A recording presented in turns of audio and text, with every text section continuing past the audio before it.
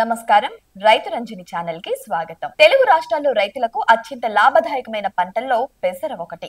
తక్కువ పెట్టుబడితో మంచి దిగుబడినిచ్చే ఈ పంట భూమికి నత్రజనిని చేకూర్చి నేల సారవంతం కావడానికి కూడా సహాయపడుతుంది.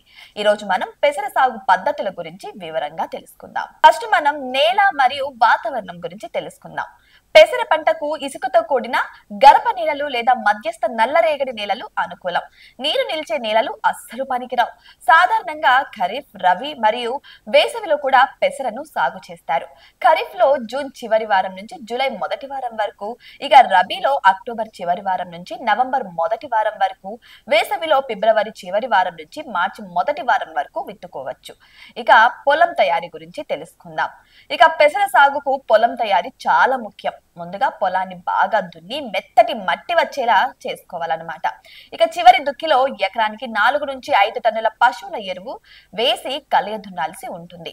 ఇక విత్తన ఎంపిక మరియు శుద్ధి గురించి తెలుసుకుందాం. ఇక చూసుకుంటే మంచి దిగుబడికి నాణ్యమైన విత్తన ఎంపిక ఎంతో అవసరం. వరంగల్ లింగన్న అదే WBG26 అంటారు కదా, అది.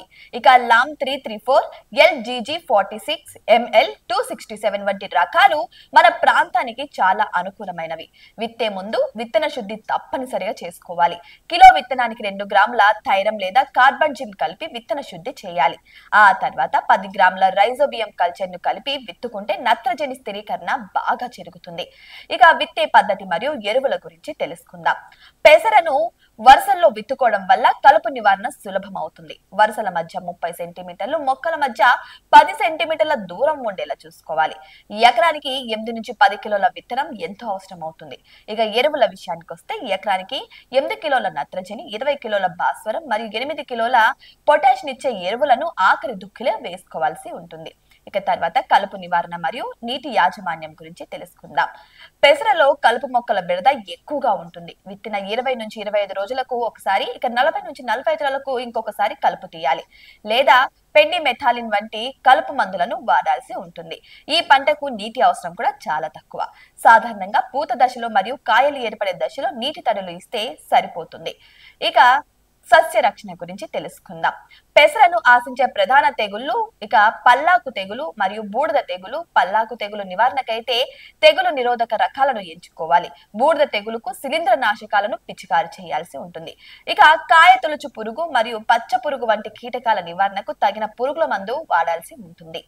ఇక తర్వాత కోత మరియు దిగుబడి గురించి తెలుసుకుందాం.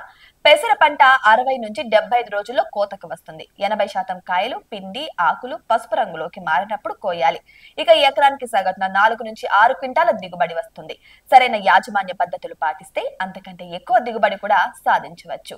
ఇక చివరిగా చూసారుగా పెసర సాగు పద్ధతులు. ఇక రైతులు ఈ పద్ధతులు పాటించి అధిక దిగుబడులను కూడా సాధించవచ్చు. ఇక ఇటువంటి వాటిని పాటించడం వల్ల ఎక్కువ లాభాలను కూడా రైతులు ఆర్జించవచ్చు.